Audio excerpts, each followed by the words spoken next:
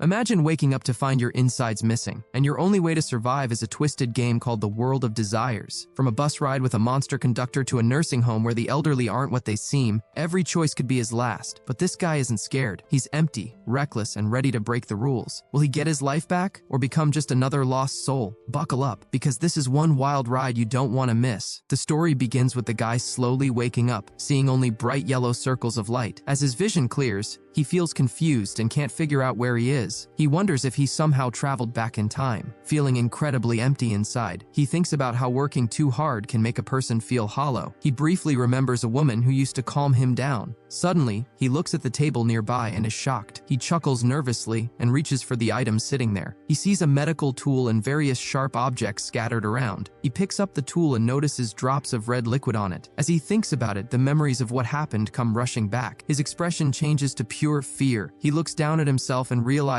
he has been opened up and his internal parts have been taken. He starts shouting for someone to call the authorities because he wants to file a report. He is desperate to find his missing parts and recover, but when he tries to stand, he collapses. The boy falls face first onto the cold floor. He hears a man asking a doctor if they should have only taken specific parts. The doctor replies that the situation is bad and market prices dropped, so they were told to take whatever they could. The man asks if that means they took everything. The boy manages to grab his phone but is too weak to find the button to make a call. He feels like they are mocking him as he fades away. He accepts that this is the end for him. As he feels dizzy, he sees a vision of his great-grandmother waving hello. He tells her he isn't ready to go yet. His phone suddenly displays a strange picture of a pierced heart. His grandmother smiles in a spooky way, and the boy decides he has no choice but to try the game on the screen called the World of Desires. He presses start. The text on the screen says the end is inevitable, but the desire to live is strong. He sees an image of a woman in a wooden box. Terrified and sweating, he decides to click the positive answer. He says he wants to live and find his missing parts. Suddenly, he finds himself in an incredible new world. The good news is that he is still breathing, but the bad news is that his insides are still missing. He hears a sound and sees a lantern lighting up a portal. A gray bus drives through it, and a girl in black clothes steps off. At first, he wonders where she came from, but then he sees she has a messy face and looks very creepy. She walks toward him with empty white eyes. The main character thinks he should be scared, but since he feels so empty inside, he figures he has nothing to lose. He stands his ground and asks her if she can really finish someone who is already gone. He tells her that his empty chest feels wide open. He smiles and opens his arms. The girl reaches out and kindly asks him to get on the bus. He decides to play along and walks toward it. The girl keeps repeating her request for the young master to board the bus. The boy asks if she heard him. Suddenly, the light behind him glows brighter, and the girl transforms. Her face becomes even scarier, with red liquid flowing down and foam coming from her mouth. She reveals sharp, creepy fangs. Instead of being afraid, the boy laughs. He says he has no parts left, so she can't scare him. He hits the monster girl in the face and tells her to ask him politely. The monster girl looks angry but admits she was careless. The boy crosses his arms and waits. Finally, she stands up and politely asks him to get on the bus. Satisfied, the boy smiles and boards the vehicle. Inside the bus, he looks in a mirror and sees he is dressed very well. He notices the bus is old and filled with sad people who have empty eyes. He finds a seat next to a quiet, frightened girl and asks her name, but she stays silent. The monster girl gets back on the bus and welcomes everyone to the world of wishes. She announces that their test is beginning now. Meanwhile, back in the real world, events are unfolding at an abandoned factory. A guy with glasses and a green robe is talking to another man near a red car. A girl tells the man he did a good job. Suddenly, she points a weapon at the guy in the robe. Before he can react, she takes him down. She then removes a beating heart from him, lifts it up, and says she can hear it. Back in the world of desires, the monster girl explains the first test, called elimination. She tells the passengers that in 10 minutes, they will cross an old bridge that is too weak to hold everyone. If they don't lighten the load, the bridge will break, and everyone will fall. She says if one person gets off, the rest will be safe. The passengers are terrified. She explains they can vote for someone to leave or force someone off. Only those who pass can get their wishes. With only 5 minutes left, a passenger asks what happens to the person who leaves. The monster says that person will simply end. The main character thinks about his own situation and wonders if he has already ended. The passengers start begging to stay. One woman says she is expecting a baby. A man says he is sick. Another mentions his son in the hospital. A small guy says he needs to save his fireman father. Everyone has a strong reason to stay. The main character feels his desire to get his parts back isn't as noble as theirs. The monster girl reminds them that time is running out. One passenger suggests voting for the expecting woman.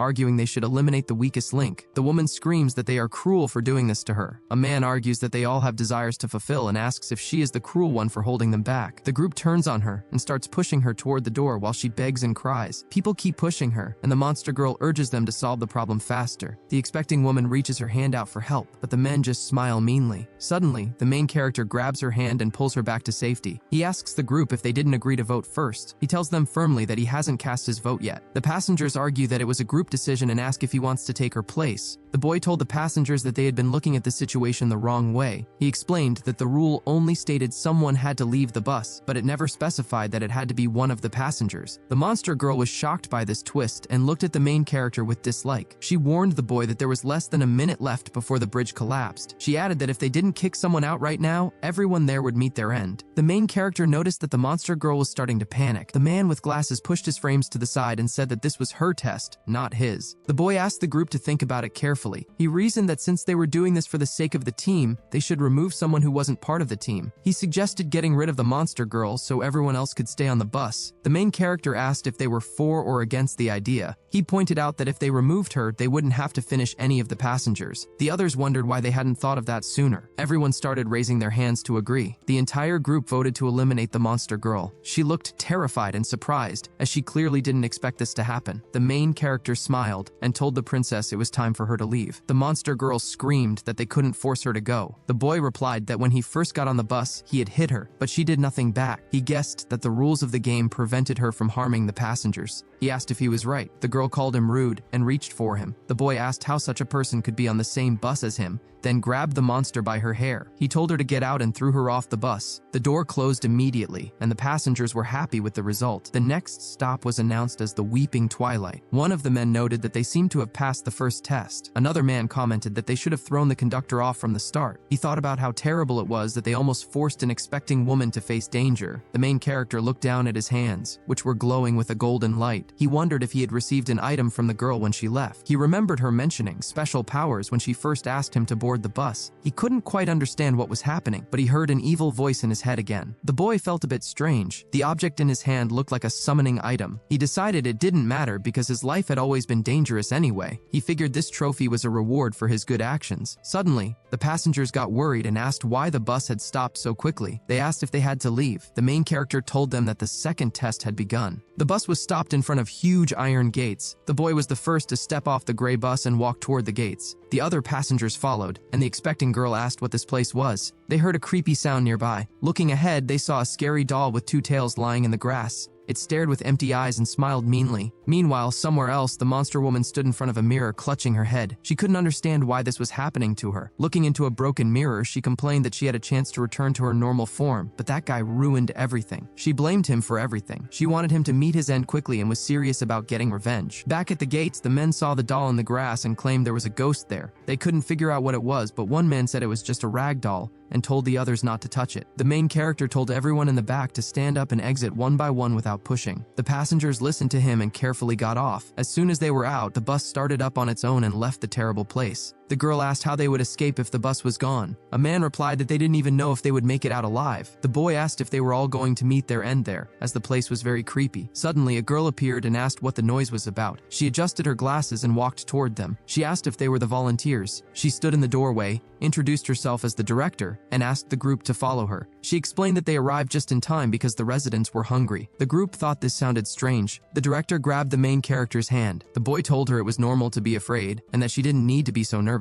He realized why she was scared. The director told the group that each person would be responsible for 3 teams. She said they would find instructions on the doors left by the children. She warned them that they must follow the instructions to take care of the elderly people. If they broke the rules, there would be consequences. She mentioned the kitchen was on the ground floor and that each room had a restroom. She told them that since they were in a special situation, they needed to remember her instructions. The director walked them to the lobby of the nursing home. She told the passengers that this was their task for the day and gave the command to start immediately. She gave them a creepy look and warned them to stay in their rooms once it got dark. She added that at night, they needed to stay alert and not sleep too deeply. The main character walked to door number 203. He noted that the director said a lot but didn't mention payment. A sign said he had to deliver food to an elderly person who was difficult and angry. The The boy wondered where volunteers would get their payment. He decided to go to the kitchen first. Remembering it was on the first floor, he headed downstairs. As he walked down the basement steps, he heard people talking about how good the food smelled. It seemed that if they didn't take good care of the old people in this test, they would have a hard time. The boy walked faster and passed a door with strange writing. One man asked another guy named Lou what he was doing. Lou said it was nothing, but the participant said he saw red liquid coming from under the door of room 101. Lou admitted he knew and that the task was to clean the room, but it looked like someone had been hurt. He suggested just frying some meat with extra spices because the lady in that room liked spicy food. The boy opened a pan and took out a piece of meat. He mentioned that this wasn't his first time in the world of desires, but every test was different, making it harder to avoid danger. He warned the others that even if they reached the end, they shouldn't try to bring back those who had passed away. A guy asked Lou why. Lou explained that those who are gone cannot come back to life properly. He asked if they were sure the person they brought back would be the same. He said he knew for sure that whatever came back would not be human. Meanwhile, the main character held up a plate of fried meat. The boy noted that only people close to the end, or with extreme desires, end up in this world. He said that when desire takes over completely, the end feels like a relief. He approached room 203 and announced the food delivery. When no one answered, he decided to enter. The old man inside didn't respond. The boy walked in and placed the meat on the table across from the bed. The old man slowly got up and approached the food. He leaned in close, smelled the fried meat, and began eating greedily. The main character asked him not to rush so he wouldn't choke. The boy thought to himself that this task was actually quite simple and he got lucky. But before he could finish that thought, the old man's face changed into something very scary. The boy joked that if the man didn't like the steak, he should have just said so. Suddenly, the old man reached out and plunged his hand into the boy's chest. However, the old man found nothing inside. The main character was completely empty and had no internal parts left to take. The old man couldn't understand how the boy could be empty inside. He continued to search within the main character's body, looking completely shocked. He couldn't even tell if the boy was a real person. The old man looked very creepy, with fangs instead of teeth and a strange shine in his eyes. The boy asked the old man why he kept trying, wondering who would have thought that even after the end, he would remain empty. He told the old man that it didn't matter whether he was there or not because everyone always wanted a piece of him. He asked the old man if he thought he was soft and why he was acting tough. The main character grabbed the old man and threw him to the floor. He asked why the old man was picking at the food he gave him. The boy grabbed the old man by the head and dark liquid began to flow down his body. The boy asked if the old man really wasn't going to eat and threw the plate at him. The old man began to groan and tried to push forward. The main character didn't let up and held him down firmly. He asked if the old man thought he would tolerate this behavior or if he was going to ask for mercy. Even when the boy threw the old man to the floor, he didn't let go of his face. The old man tried to say something, but the main character looked at him and said he couldn't understand a single word. While he was dealing with the old man, the expecting girl looked into the room. She opened the door and asked the boy if he could help her. She saw a terrible scene in front of her. The main character was standing over the old man looking like he was finishing him. His hand was on the old man's face, which was covered in red liquid. The girl was shocked and wondered what was happening. She stepped into the room, noting that the task was to take care of the patient, but it looked like the boy was hurting him instead. The main character continued to hold the old man by the head. The old man mumbled something very quietly. A voice in the boy's head told him he was doing the right thing and needed to finish him. He kept his hand on the old man's head and thought about his next move. He wondered if that was all the time he had. He thought the old man was weak and decided to use the card again to call the spirit. However, he remembered the rule that 3 hours must pass between calls. The boy was not happy about this delay. He realized the item hadn't reset yet, and he started to sweat. He decided to change his approach and explain to the old man that everything earlier was just a misunderstanding. Surprisingly, the old man didn't attack him, but tried to speak again. The main character realized the old man had returned to normal, perhaps because he was scared. He approached the old man and asked if he was going to eat. The old man mumbled something unclear and rushed straight to the plate of fried meat. The boy called him a good boy. He thought that the spirit map must be capable of influencing a person's mind, otherwise he wouldn't have had such aggressive thoughts. Unsure of what would happen next, he decided to keep the card a secret and use it as a trump card. He went over to the expecting girl, who was waking up,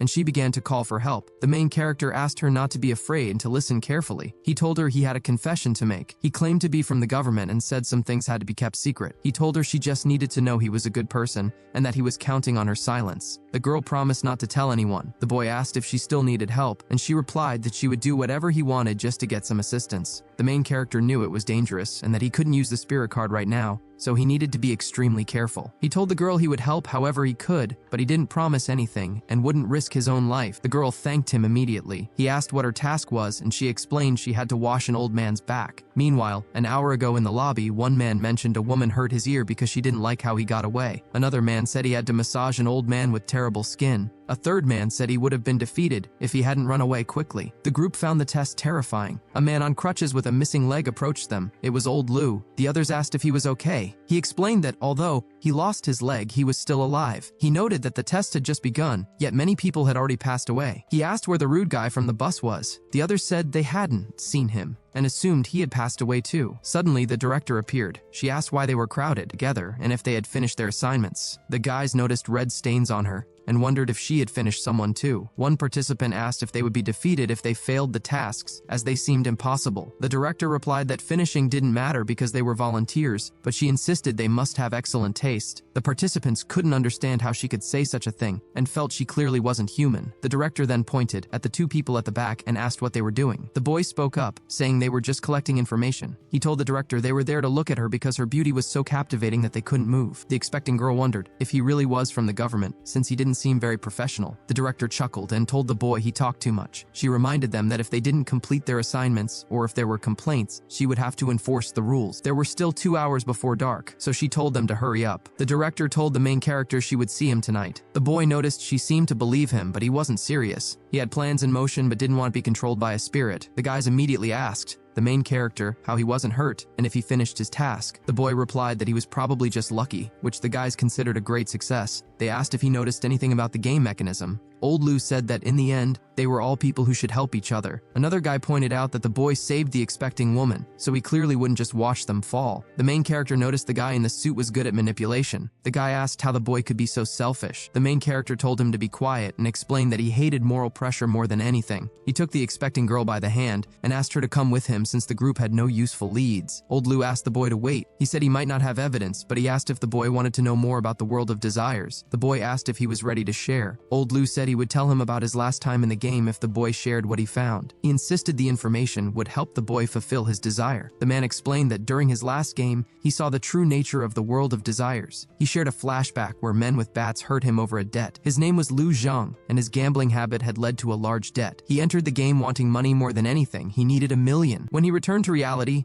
his wish was fulfilled immediately. $1 million appeared in his account. However, shortly after, his father fell from a construction site and went into a coma. The $1 million he received was the insurance compensation. His wish came true, but the price was his father's safety. He held his head and said his father was still in the hospital. He explained that wishes aren't fulfilled by magic but happen in twisted ways. The boy realized his desire to get his missing parts back might result in receiving bad parts or causing an accident for someone else. He understood that he had to be careful to avoid terrible consequences. Old Lou said that was why he needed help, as he had already lost a leg. The boy thought that his method of handling the old man might not work for others and could even lead them to their end sooner. He apologized and told them he hadn't learned anything about the game mechanics. He said goodbye to everyone, took the expecting girl by the hand, and wished them luck. He decided to return to the room to see if the old man could offer any clues. As they walked, the expecting girl asked if he was really from the government and why he didn't help the others. The main character reminded her that those people had thrown her off the bus, yet she was still protecting them. He asked if government people were really that different from ordinary people, then admitted he was just pretending. The girl replied that if she had to choose who got off the bus, she might have made the same choice they did. In the end, the expecting woman also had a wish that needed to come true. Her husband was a firefighter who had passed away during a rescue operation, leaving her alone with their unborn child. Doctors had said the baby wasn't growing well, so she felt she had to protect him at all costs. She looked at the boy with a pleading expression. The main character told her that everything would be fine. He hadn't expected the child to be the offspring of a hero. He then turned to the old man and asked him to come closer. He wanted to get some answers. The boy asked the old man to choose whether to confess or resist, and asked why he had attacked him earlier. He handed the old man a piece of paper. The old man wrote down that he didn't like fried meat. The boy realized this contradicted the director's claim that the children left the instructions on the doors. He decided the notes were a trap. When the expecting girl asked what he meant, the main character raised a finger to explain. He told her that the information left on the doors was likely incorrect. He explained that if she did the opposite of what the instructions said, she could avoid danger. The girl said she understood and thanked him before leaving. The main character worried that even if she survived, the child might not be healthy given the circumstances. He also thought she needed to be very careful about what she did at night. The boy thought about the director. She was attractive, but she definitely wasn't human because people didn't act the way she did. 2 hours had passed and the boy wondered if the girl had finished her task. Suddenly, the director arrived. The main character hadn't expected her to show up, so he pretended to be out cold. The girl winked at him and asked why he was just standing there. The boy knew he couldn't defeat the director in a fight yet, so he decided he had to outsmart her. He told the director that he really wanted to help, but bad guys had taken his equipment. The director called him useless and mentioned that the volunteer in charge of Ward 401,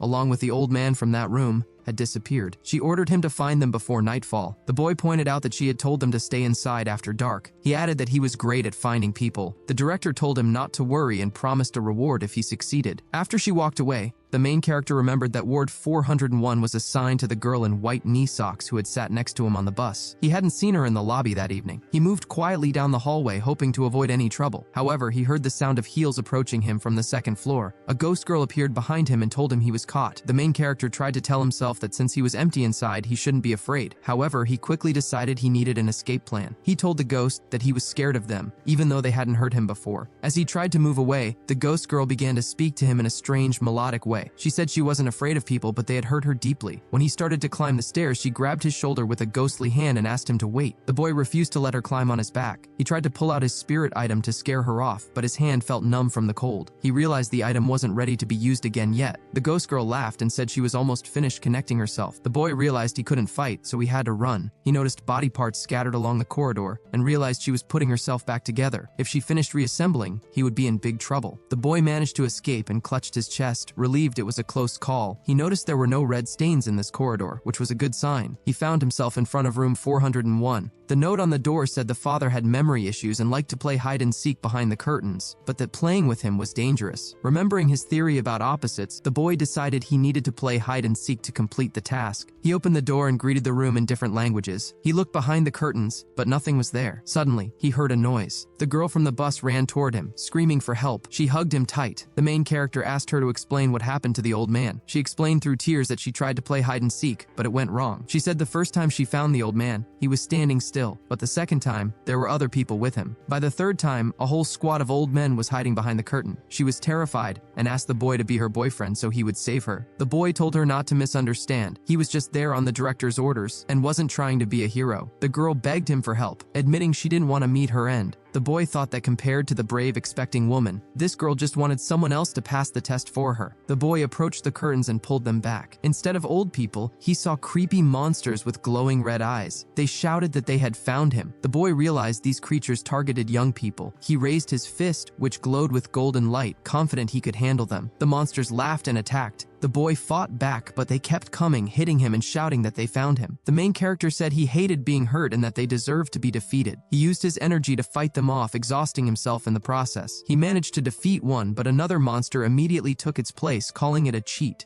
Suddenly, the boy looked out the window and saw a red moon rising. He realized the director's trap. She had told them to stay in their rooms at night, but the rooms had no curtains to block the light. The strange moonlight was making the old people go crazy and turn into monsters. The director wanted to feed the volunteers to them. The boy realized the truth. He tricked the monsters into looking at the moon. When he looked back, the monsters had melted away, and a normal old man stood there smiling. The boy told the old man to rest and promised to play again tomorrow. He ran out of the room, realizing he had found the missing patient. However, since the red moon was still out, it was too dangerous to leave the area. He heard the girl on the stairs screaming for help as the ghost hovered over her, but with his card still on cooldown, the main character couldn't do anything to save her. 3 hours passed, and the main character looked ahead and chuckled. He wondered if that was the last anyone would see of the sister in the white knee socks. He looked at the stairs and hoped for the best. Meanwhile, he went back to room 203. He noticed that the elderly people in the nursing home were going crazy because of the blood moon. However, the moon didn't affect the ones who had already been defeated. He thought to himself that it was a good day. He asked the old man to write down what he wanted to eat the next day. The old man wrote on the paper that he wanted raw meat. The main character promised to bring him a huge plate of it. Then, the old man wrote that, to be honest, he didn't like raw meat, but his son did. The boy asked if he had been saving all the meat for his son on purpose. He pointed out that the meat was all rotten. The old man wrote again, saying he didn't know when his son would return. The main character thought about this and realized something was wrong. The old man was waiting for a son who had likely left him in this strange nursing home to pass away. The meat the old man saved for him just sat there day after day, smelling terrible. The boy thought that being torn between love and obsession was a cruel thing. The first night in the nursing home finally ended. The participants gathered outside under a glowing lantern. The group noticed that fewer people had passed away last night compared to the first night. They all stood in a circle. The main character approached the expecting girl and said he was glad she was still alive. She thanked him immediately, saying she would be gone if not for his tips. The boy replied that it was just a guess, but since she verified it worked, she could tell the others. Suddenly, Red Heels appeared. It was the director herself. She walked up to the group and said it was not bad that so many of them were still there. She threw a card into the air. Looking at the children, the director explained that these were their tasks for the day. She said she hoped to see them again. She had a tricky look on her face, smiling and licking her lips. She stopped and asked the main character, Wang Ming, to come to her. She announced that, even though the volunteer in charge of Ward 401 had passed away, Wang Ming had managed to find the missing old man. She said he did a good job and handed him a bag as a reward. Wang Ming told the director he was honored to help and laughed. The director asked if he was telling the truth and promised to visit him again that night. The main character wondered why life was so harsh. He looked in the bag and was surprised to find money. He didn't expect money to exist in this world. Old Lu explained that this was the currency of the world of desires. He said he saw people using them last time and that they are called wish coins. Wang Ming said the name sounded too beautiful for money from such a dark place. The old man told him not to underestimate them. Lu explained that players often fought each other just to get 10 of these coins, and many were defeated in the process. He asked what Wang Ming did last night to earn so much. The main character explained that she simply asked him to go to the 4th floor to find the missing old man and the volunteer. The old man asked if it was a secret mission. He noted that going to the 4th floor alone at night took a lot of courage and wondered if Wang Ming knew secrets about the game. Old Lu asked everyone to be quiet. He said that Wang Ming had shared some information with him earlier, but he had more to share in exchange for clues. The boy realized Lu really knew something. Lu asked if everyone present was from Linhai. He explained that they all came from the same place because the world of desires chooses people by region. The group thought about it, and the expecting girl agreed, listening carefully. She confirmed they were all from Linhai and asked one of the boys if his father had been injured in a fire at the central shopping center. The boy asked how she knew. She explained that her husband, Captain Shin Hong, had passed away in that same fire. The boy replied that he knew him. Wang Ming told the boy that since he came from a family of heroes, he would be fine. Old Lu gave the kid his number and promised to send him 100,000 yuan when they got out if he shared the clue. The other guys immediately started raising the stakes, offering even more money for help to escape. The main character originally wanted the expecting girl, Yun Lei, to share the info, but he didn't expect the bidding war. Wang Ming chuckled and told them to forget about the money. He said since they asked so sincerely, he would just tell them. He explained his experience in the new ward at room 204. The task was to clean the room. The sign said the mother had memory loss but was harmless, so volunteers shouldn't be afraid. He told them he slowly opened the door but didn't see anyone. Suddenly, a monster woman appeared and demanded to know where her daughter was. She was very strong for her age and threatened him, saying she wanted to see her daughter or he would face the end. The main character said he hadn't expected her to attack so fast. He remembered she forgets things but wondered what she did remember. He decided to pretend to be her daughter. He called out to her, saying her precious daughter had come to visit. The old lady immediately changed her demeanor and asked if Shan was there. Wang Ming called her mommy and asked if she had forgotten him. The woman asked how a mother could not recognize her daughter but noted she looked different. The boy told her she wouldn't understand because it was just the new fashion. He asked his mommy to come inside and said he was hurt that she was so fierce. The woman lowered her head and apologized, saying it was her fault. She explained that she thought he was one of the hospital assistants. The main character asked what she meant. Wang Ming asked mommy what was wrong with the assistants. He said he thought they were nice people, but the woman exclaimed that they were deceivers. She explained that the hospital assistants often hurt the patients and didn't feed them. She added that they inject the old people with something that makes them pass away. The main character realized that the elderly people believed the danger came from the helpers. He knew he had learned something important. The woman then asked if her daughter would take her home. She promised she wouldn't have any more accidents. Wang Ming replied that of course he would take her home as soon as he finished his work there. He asked for permission to clean the room first. The woman said she knew her daughter was understanding. The second night in the nursing home began. Wang Ming turned to the director and asked what he could do for her this time. She explained that a shipment had arrived and asked him to move boxes from the truck to the 5th floor. She warned him that no matter what happened, he must not open the boxes. The main character listened and thought about her instructions. She said she would return later. He felt calm, which seemed to puzzle the director. She wondered what the assistants were up to and why none of them had passed away that night. Meanwhile, a huge truck was parked outside, and a guy was unloading large boxes. Wang Ming approached the vehicle and asked the guy if he worked there. The guy didn't answer and closed the car door. Wang Ming asked again what he was doing. The man looked at him sadly and said he couldn't talk about it. The boy stepped closer and said he didn't want to be misunderstood. He knew the man was the driver and just wanted to know what was in the boxes. He claimed the driver was trying to leave him with nothing. He asked if the driver wanted a smoke and told him not to rush. The driver got interested and asked where the smokes were. Wang Ming pointed to his pocket and asked for a hint first. The man got angry, asking why the boy deceived him and if he wanted to meet his end. However, Wang Ming flashed a banknote. He decided he wouldn't let the driver leave without answers, The driver's attitude changed, and he said it was all a misunderstanding. The main character laughed, noting how money makes things happen. The driver offered the boy a smoke, but Wang Ming said he didn't smoke and just wanted answers. The man asked if he really wanted to know what was in the boxes. Wang Ming said yes, and asked how the driver knew. The man explained that noble people often forget things. He revealed there was nothing special inside, just solutions, mostly sedatives. The boy asked what they were for. The man explained that if there were any naughty old men, one injection would turn them into good boys. The main character thought to himself that this must be the substance the aunt in room 204 was talking about. She said if you injected it into a person, they would pass away. Now, the director was asking him to move these boxes. Wang Ming wondered if she really wanted to finish someone off. He turned to the driver, mentioned he hadn't seen him before, and asked if he was new. The driver explained that he only came at night to pick up goods and asked if Wang Ming was afraid of bumping into that thing. When Wang Ming asked what he meant, the driver apologized, saying he was talking too much about classified information. The boy slipped him several banknotes and looked him in the eye, promising that he hadn't heard a thing. The driver, now friendlier, agreed to tell him everything. He shared a story about a caring little girl who used to live there. To earn money for her sick mother, she gave up a bright future to work as an assistant in the nursing home. At first, things went well, but then her mother disappeared. When they found her, she had been hurt badly and thrown into a trash can in the hallway. It was a terrible scene. The girl went crazy from grief and jumped off the roof. The main character realized the ghost in the corridor must be the mother. He asked if they ever found the responsible person, but the driver said he was just a delivery man and didn't know. The driver told Wang Ming to hurry and deliver the rest of the goods. He added that since he couldn't just take the money for nothing, he would give him a tip. Light a candle when going up the stairs to warm the heart because there are still good ghosts. He warned that with the blood moon still out,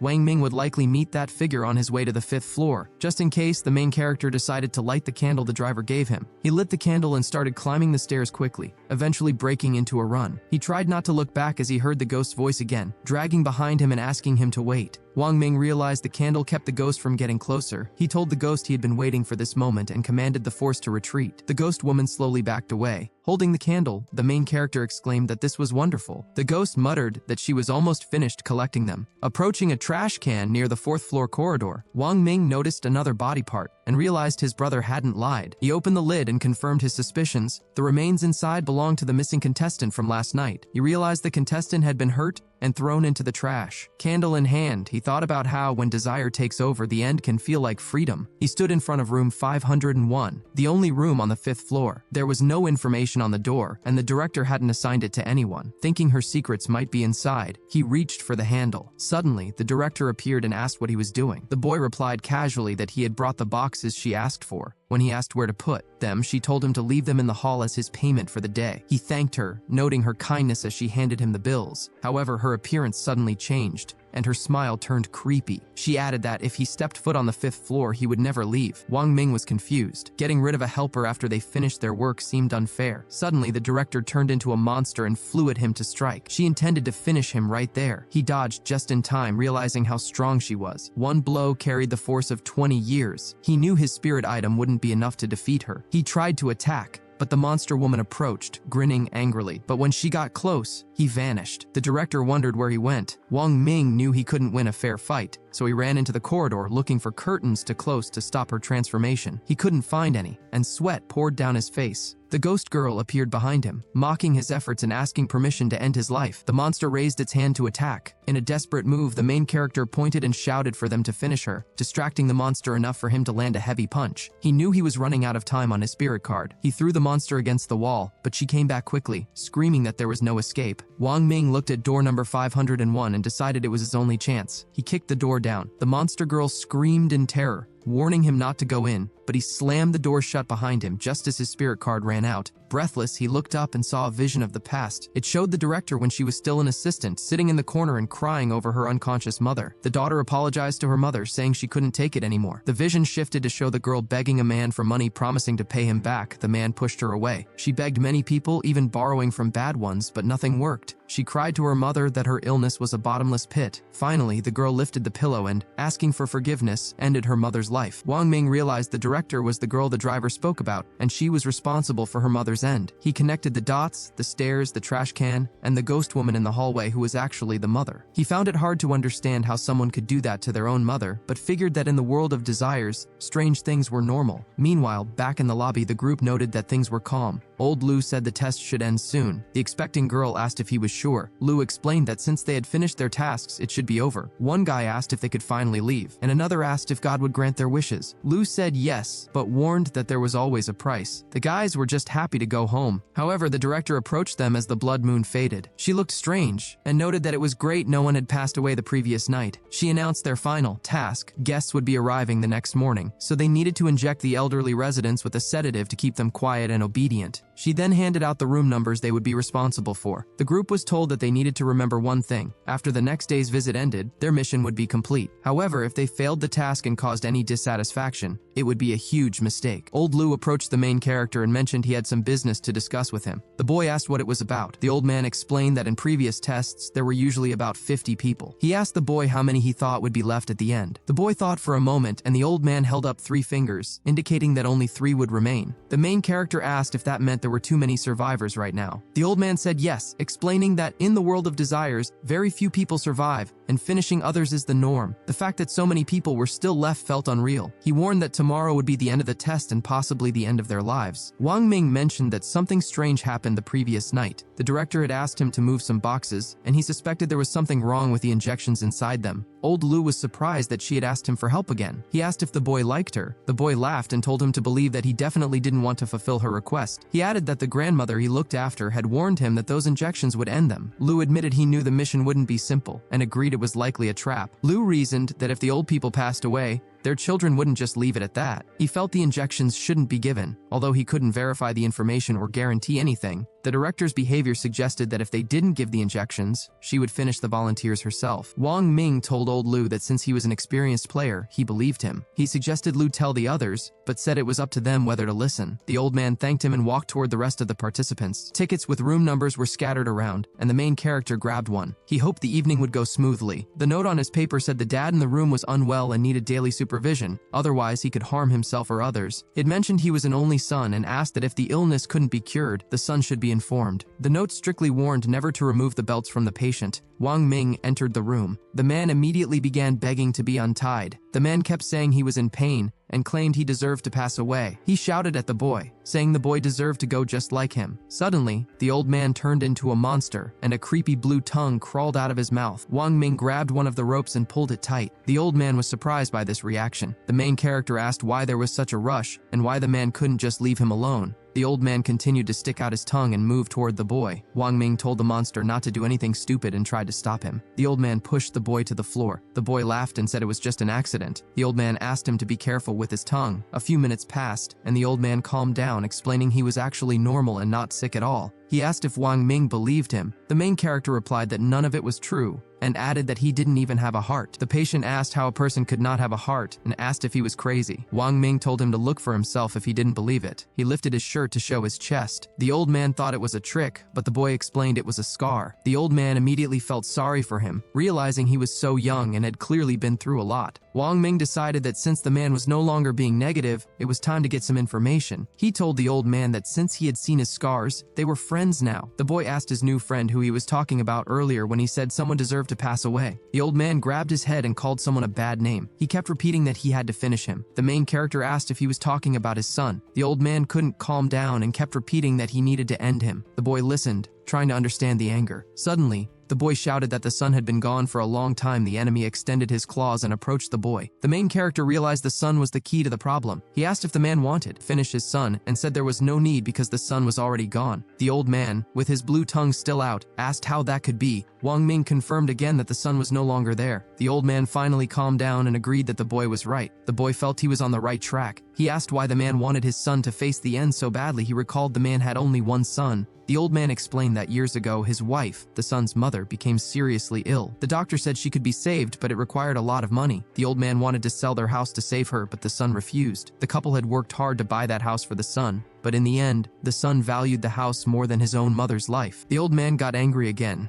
gritting his teeth and clenching his fists. He exclaimed that he was happy the person was finally gone and started laughing. The main character worried his lie had gone too far. The old man smiled and asked if his relatives would visit tomorrow. Wang Ming said yes and asked why. The old man explained that every time relatives came, the number of old people in the home decreased. He said it used to be busy, but now it was almost empty. Wang Ming listened carefully. Meanwhile, the full moon rose outside. The third night was ending. The next day in the lobby, visitors arrived. A girl called out to her mother, and a son asked if his father missed him. The girl asked a nurse for her mother's room number. The visitors headed to the rooms. Suddenly, strange shouts echoed through the hall. The girl asked what happened and if her mother was gone. A guy replied that he didn't know because everything was fine yesterday. Then, another guy shouted that his father had passed away. The visitors began screaming that the nursing home was heartless and that the staff would pay for this. They said the staff must face the end. As this happened, the visitors' faces began to change into monsters. Cries for help filled the air. The director laughed and shouted that just as they were born, they would all eventually turn to dust. Chaos broke out. Monsters walked through the first-floor hall with power. The visitors screamed for help, but the atmosphere was terrifying. The second-floor corridor was also full of people. The expecting girl stood near the stairs, warning others not to approach as a ghostly monster climbed up. The main character appeared just in time and asked the girl how she was. She said she was fine, but asked where all the monsters came from. The boy grabbed her hand and dragged her away, explaining they needed to get out quickly because the situation was dangerous. He realized that it didn't matter if they gave the injections or not. The end was inevitable either way. He figured there had to be a solution. Many monsters chased them. The expecting girl told the boy to save himself, saying her powers were limited and she couldn't save everyone. Wang Ming refused to leave her and continued to fight the ghosts. He punched one with all his strength. He noticed the power of his spirit item had increased, but something felt wrong. The evil spirit was consuming him. He glowed with a bright, fiery light. He realized if he freed himself from the power now, the monsters would defeat him. He had been waiting for the right moment. He decided to see if he could control the power before it absorbed him. As a monster approached, he extended his hand and spoke of the king's order. He remembered old Lu talking about the injections and realized the director hadn't bought them. The main character looked at the participants and realized the truth. If the director didn't buy the injections, the children must have. The kids, the visitors, had bought the injections because they wished for their elderly parents' speedy end. The expecting girl began to apologize, blaming herself, but the boy told her it wasn't her fault. They had been in danger from the start. However, he had a crazy idea. Wang Ming grabbed the girl's hand and dragged her away from the monsters. The countdown for his golden spirit ticket had begun. He kicked down the door to room 203, and they rushed inside just as the ticket expired. He hoped this room would be safe enough to remove the effects of the item. He then asked who the children of the tenant in room 203 were. He asked the visitor to see for himself, explaining that his father always saved raw meat because he loved it, but the son lacked the courage to visit. The father had been left alone to rot with the food. It wasn't the father who neglected himself, but the son he raised. The son argued that even if it were true, the food was rotten and disgusting, pointing out that his father even hid it in his pockets. Wang Ming challenged him, asking how he dared call it disgusting, and threw a piece of paper at him. The son read his father's daily note. He loves raw meat most of all. Sweat ran down the son's face as he remembered his childhood and how his parents used to prepare raw meat for him. He recalled entering the kitchen and complaining about the smell, threatening to send his father to a nursing home if he became a slob in his old age. The son realized the food wasn't rotten when his father first saved it. Wang Ming explained that the son simply never came to visit. Despair and pity filled the son's eyes. He approached his father, asked for forgiveness, and extended his hand, promising to take him home. The old man smiled for the first time in a long while and squeezed his son's hand happily. Wang Ming and the expecting girl looked up, realizing they had missed a key point. The task was called the Weeping Twilight, a metaphor for the elderly, meaning their final years shouldn't be filled with tears. At that moment, the monsters stopped attacking. They moved to room 204. Wang Ming spoke to a girl who complained that her mother had forgotten everything. The grandmother kept asking if the girl was her daughter. Wang Ming pointed out the irony that the only name she remembered was the one of the people who wanted to abandon her. The girl tearfully asked her mother for forgiveness. Wang Ming moved down the corridor to help others. Suddenly, a guy grabbed his arm, accusing him of manipulating his feelings. He claimed his father had wanted to finish him because he refused to sell his house to save his mother. The guy swore he wouldn't forgive his father. Wang Ming told him that he was wrong and that the forgiveness he needed was his own. The guy got angry and threatened Wang Ming, saying he would wait at the door while the boy went inside. Inside, the old man asked if Wang Ming was leaving. The boy said yes, but confessed he had lied earlier. His son hadn't passed away. The old man's eyes filled with tears. He admitted that although he should be angry, he didn't want to hurt the boy. Wang Ming explained that although the son was alive, he was sick and needed a heart transplant that the hospital couldn't provide. The old man immediately offered his own own heart. Wang Ming asked if he didn't want to finish his son for abandoning his mother over an apartment. The old man laughed and revealed the truth. His mother had refused treatment to avoid burdening her son, but the old man hid this and tried to force the son to sell the house. He hadn't expected the son to refuse so decisively. The old man begged the boy to give his heart to his son since he couldn't leave the facility. Suddenly, the son burst in, fell to his knees and apologized, admitting it was all his fault. The father simply asked if he was okay, saying that was all that mattered. Wang Ming and Yunle returned to the first floor hall after clearing their rooms. However, they were too late for the other participants who lay defeated on the floor. Wang Ming noted that they seemed to have passed the test. Yunle asked for his contact info and suggested dinner. Wang Ming laughed, realizing he was hungry. Suddenly, a monster appeared, declaring no one would leave alive. Wang Ming realized his spirit ticket was still on cooldown. As the monster attacked, the boy pulled a bottle from his pocket and swung it. It hit the monster in the face, causing red liquid to flow. The bottle rolled away,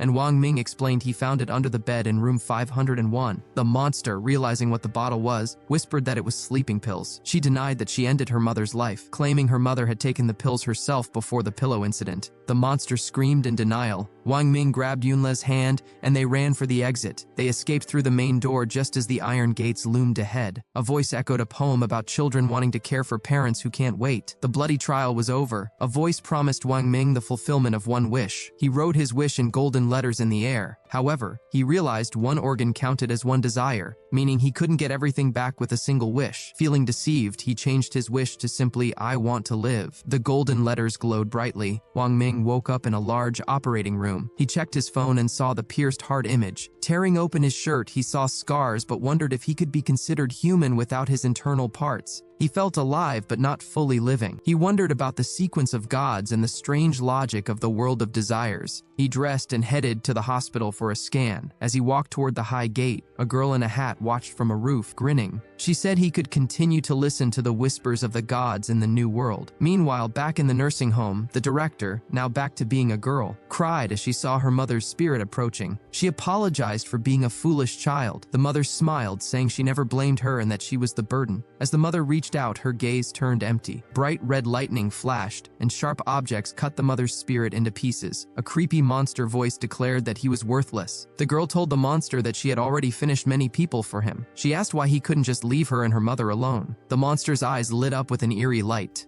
and he told her that her words were ridiculous. He pointed out that her first desire was to look better, and her second wish was to bring her mother back. He claimed that God had fulfilled both. The monster approached the mother's remains and remarked that even if she was in pieces, it wasn't his fault that the girl didn't specify exactly how she wanted her mother brought back. The girl fell to the floor crying and reached out toward her mother. The monster grabbed her face with his creepy paw, and she looked at him in fear. He warned her that if anyone managed to escape alive next time, she would lose her place in this world. Back in the real world at the Linhai City People's Hospital, a woman was asking where Changgu had gone, saying she couldn't reach him. Wang Ming looked over and heard the woman explain that Changgu had said he would find a way to cure Old Man Lu himself. A girl called Changgu stupid because the doctors had already said Old Man Lu was hopeless. Another guy mentioned that when Changgu returned, they needed to talk to him about money, noting that even though the construction site paid $1 million, they couldn't spend it all on the hospital. Listening to this, Wang Ming realized this was Lu Changgu's family, and they didn't know yet that he wouldn't be coming back. Suddenly, a doctor opened the door and called Wang Ming in. In the scan room, the doctor was sweating and apologized. He told the young man that the machine must be broken and asked if he could come back tomorrow. Wang Ming asked what was wrong with the device. The doctor replied that he didn't know, but he couldn't get a picture of any organs. He insisted it was a machine error because it was impossible for a living person to have no organs. Wang Ming realized his organs were truly gone. It was bad news, but the good news was that he was still alive. Wang Ming agreed with the doctor that the machine must be broken and left. He walked out onto the streets of Linhai City and looked up at the sunny sky. He thought about how strange it was that he could eat, drink, and function normally without organs. He looked at a billboard and decided he would have to figure out if everything still worked properly later. Crowds of people walked along the street.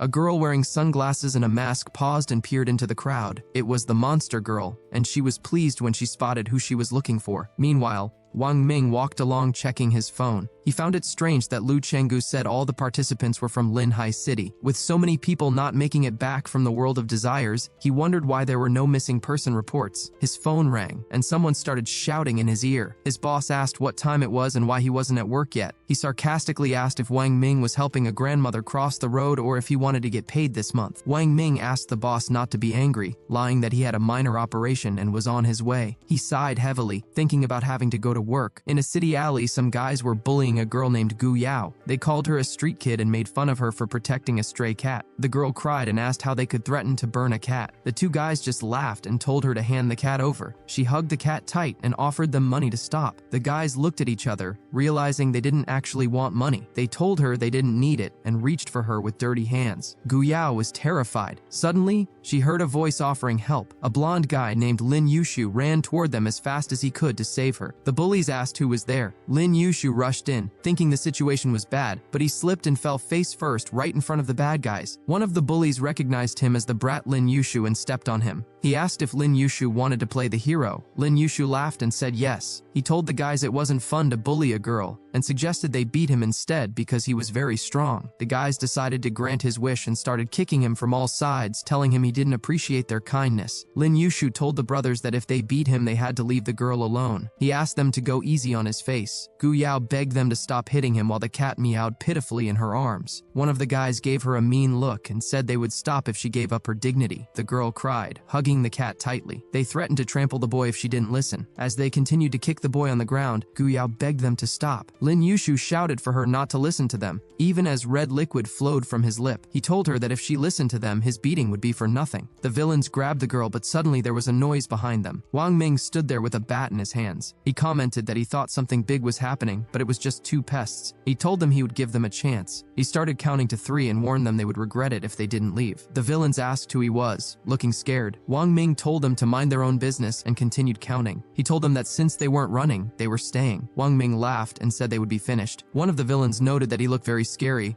The other guy told his friend to leave immediately, and they turned to run. As Wang Ming reached 3, he swung at the opponents. He took revenge for the girl and the boy on the floor. The guy shouted they wouldn't do it again and ran away. Lin Yushu got up and thanked his brother for saving him, though he claimed he could have handled it himself. Wang Ming laughed and asked if that was true. He then reached out to the girl and asked if she was okay. She took his hand and thanked him, saying she was fine. She looked at him closely and asked if he was Wang Ming. She was surprised, and Wang Ming was also surprised that she knew his name. She explained that they used to be classmates, though he probably didn't remember. Lin Yushu jumped in, joking that saving girls must be a tradition at their school. Wang Ming noted the uniform looked familiar. He brushed off Lin Yushu's arm from his shoulder, saying he was glad they were okay, but he had to get to work. The girl watched him leave with sad eyes, repeating his name. Wang Ming walked away, looking at the sky and thinking he didn't really know where to go. Suddenly, he heard the sound of heels and stopped. He realized someone not quite human was behind him. The girl said he wasn't going anywhere. Wang Ming asked who she was. He looked at her and felt like he had seen her before. She reached out, blaming him for what happened to her and threatening to finish him immediately. Wang Ming realized it was the conductor from the bus. He froze, piecing the events together. She moved quickly, appearing right next to him with glowing fangs. Wang Ming was suddenly surrounded by bright fiery rays and red lightning. The monster girl reached for him, screaming that he wouldn't run away this time. However, bright orange and golden lightning swirled around him, and he disappeared from her sight. The monster continued to chase after him. Wang Ming realized he was entering the world of desires again. He found himself sitting at a huge long table filled with food. He held his head, trying to understand what had happened. He wondered how the conductor, who belonged to the world of desires, had been in the real world. He realized the game forcibly drags people in. Looking around, he saw a guy in a bright yellow suit asking who everyone was and how he got there. The other people at the table were panicked and confused. One of the people sitting at the table told everyone to calm down. A girl asked the others to look at their plates and lifted hers up. The main character did the same. On his plate lay a piece of paper with writing that turned into a glowing red light. The message revealed that this house was located in a cemetery, and they had to live there for 10 days. It sounded like certain doom, but since this was the world of desires, he figured there had to be ghosts. He noted that the cemetery setting and keywords suggested the theme of this test would be dark. One of the guys told the group not to panic, saying their situation wasn't that bad. Wang Ming recognized the voice immediately. It was Lin Yushu and Gu Yao. He realized the 3 of them had entered this world at the same time. Back in the first floor dining room, the group continued to discuss what was happening. Wang Ming realized that since he knew these two, the game seemed to have a multiplayer mode. A participant complained that they were living in a cemetery and asked if that wasn't bad enough. Lin Yushu replied that they were looking at it the wrong way. He asked if they had ever lived in such a luxurious villa or eaten such delicious food. He argued that spending 10 days there for their own pleasure and getting a cherished wish fulfilled at the end was actually cool. Since there was no way out anyway, he suggested they eat first. The other guys agreed that he had a point. Wang Ming was surprised by Lin Yushu's optimism and looked at him curiously. Lin Yushu remained in a good mood and didn't panic. The others started agreeing that the food and drinks were tasty. Wang Ming, however, felt that something strange was about to happen, so he decided to look around just in case. He went to the main entrance and found the door locked. The villa was filled with light and the scent of flowers. He noted the layout. The ground floor had a living room, kitchen, dining room, and tea room. The second floor held a gym, computer room, office, and bedrooms. He passed a huge mirror and various objects before moving to the third floor. There, he found a glassed-in veranda with plants, a storage room, a music room, and a room full of dolls. The rest of the rooms were empty. He went back down to the living room, where the participants were sitting on the sofa and laughing. The main character thought that perhaps enjoying themselves was the correct way to interact with this world. One participant was still scared, with sweat running down his face. He asked the group if they thought Sadako might come out of the window he was pointing at. The others told him that couldn't happen and laughed at him. A girl clutching a pillow was called a coward for being scared before the test had even started. Lin Yushu told Gu Yao not to be afraid because he was with her, adding that if Sadako dared to show up, he would scream. Before he could finish speaking, the chandelier began to tremble. The lights blinked, and no one understood what was happening. Outside, it was dark, but a bright blue haze covered the trees and a well that had appeared. The group looked out the window and realized it was the specific well from the story. They wondered if Sadako would really come out. One participant dismissed it as nonsense, saying it was just a bad signal to scare them. He argued that there couldn't be ghosts when everything was so nice. However, a monster's hands suddenly broke through the glass. A monster girl climbed out and reached toward the group. Lin Yushu grabbed Gu Yao's shoulder in surprise, exclaiming that she was really there. The monster approached, grabbed a girl by the head, and then finished a guy. After witnessing a tragic loss, everyone was shaking with fear and trying to run away, except for Wang Ming, who stayed completely calm. He walked over to the TV remote and simply pressed the power button. Before the ghost could fully emerge, her form quickly faded away. Wang Ming coolly held onto the remote, making sure she didn't have another chance to appear. Seeing this, the group felt a huge sense of relief and started praising him for his quick thinking. Lin Yushu then mentioned the name Sadako. Another person asked if Lin Yushu had some kind of ability where words became reality,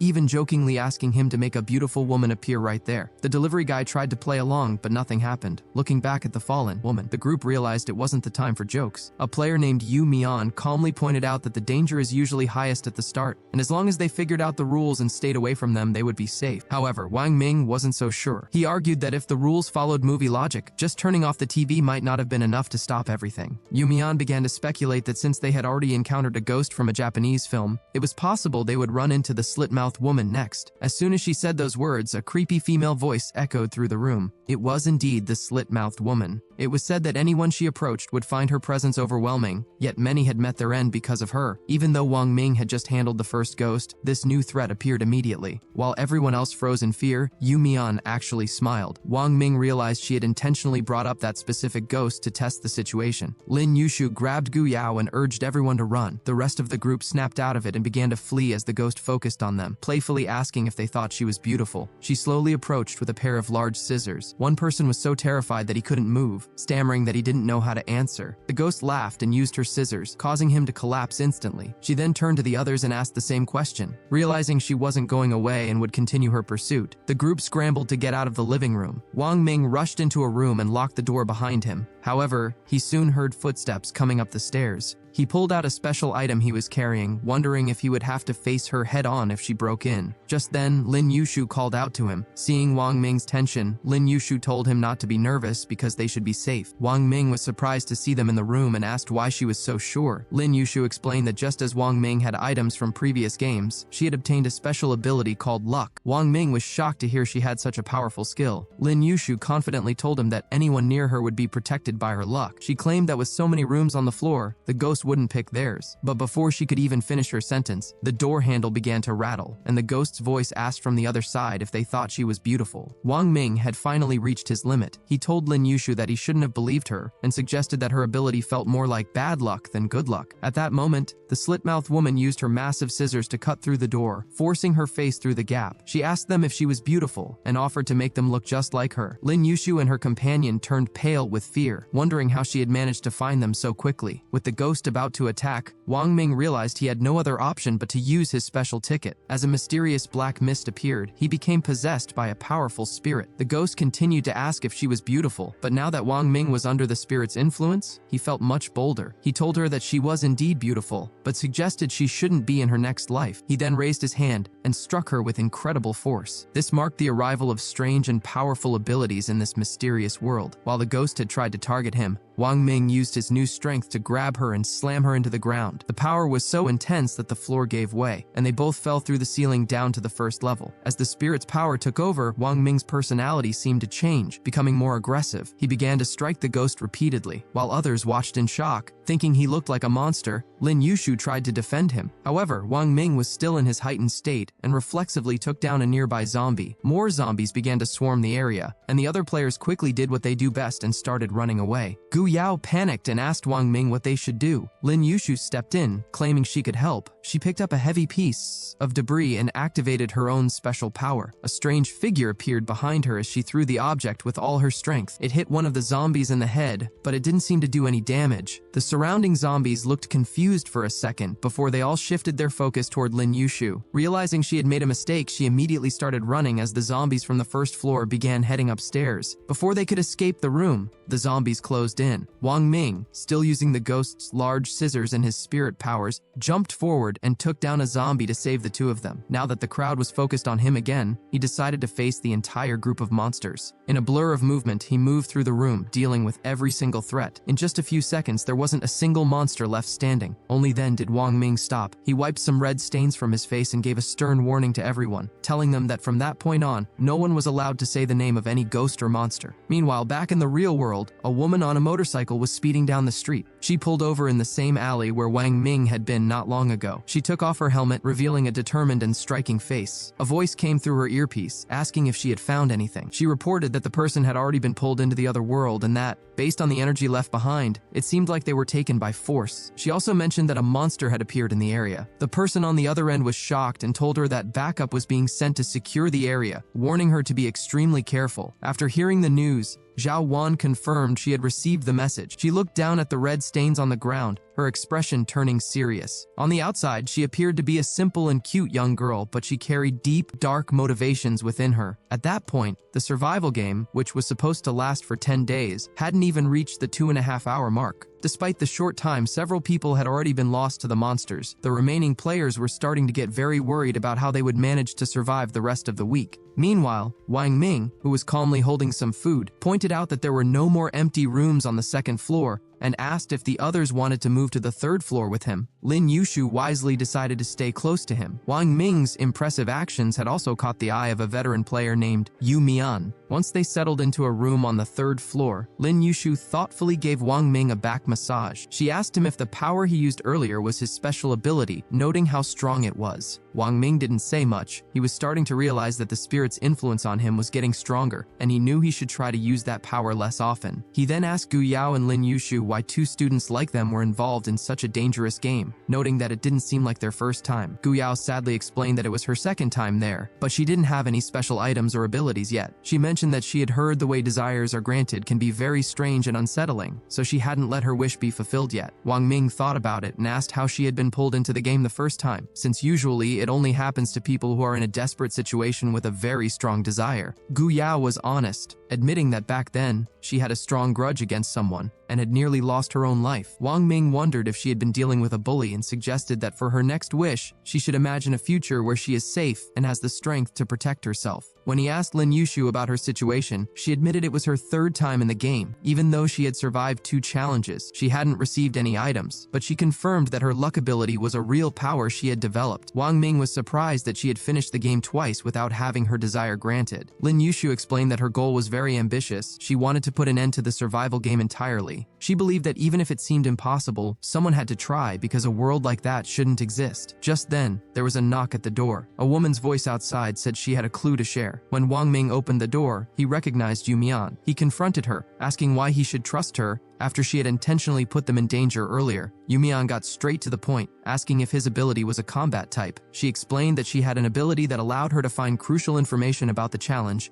and offered to share the clue first to prove she was sincere. She revealed that there was a mole among the players. She had been in a previous game where one of the challengers was actually a ghost from the start, acting as a double agent to pick off people who were alone. In that game, out of hundreds of people, only 4 survived. She reached out to Wang Ming because of his strengths, suggesting that if he could get rid of the mole, they would all be safe for the rest of the time. Wang Ming asked if she knew who it was. She admitted she didn't, but suggested they use a process of elimination. She asked Wang Ming how well he knew his two companions. When he told her they were already acquainted, she decided to rule them out as suspects for now. She reasoned that a mole would likely be someone with no connection to the others. Her solution was simple but chilling. She suggested that if they eliminated all the other players, the threat would be gone. Lin Yushu and Gu Yao were horrified by the suggestion. Wang Ming was immediately angered, asking if that was really her plan. He reminded her that losing in this world meant disappearing from the real world forever. He told her that what she was suggesting wasn't a strategy, but a total massacre. Yumian didn't seem to care at all, arguing that since they were in a world with no laws or rules, it was only logical to team up and use his strength to finish the challenge quickly. Hearing this reminded Wang Ming of a man he had met earlier. He acknowledged that while it was true that there was no order here and people might do anything to survive or get what they wanted, he couldn't go along with it. Yumian thought Wang Ming was agreeing and started to laugh, saying that surviving was the only thing that mattered. However, Wang Ming's next words stopped him cold. He explained that even in a place that turns brave people into victims and forces the kind to do terrible things, they were still human. He said he didn't know if he would make it out alive, but he refused to lose his humanity in the process. Because of that, he turned down the partnership. Yumian was furious, calling Wang Ming naive. He argued that mercy was a joke in this world and asked if Wang Ming was really confident he could protect his two teammates. To his surprise, Lin Yushu spoke up, saying she supported Wang Ming's choice because she didn't want to hurt anyone either. Frustrated that they weren't afraid, Yumian called them crazy. Wang Ming didn't want to argue anymore. He told Yumian that he knew he was being used, and while he would share a clue later as a thank you for the information,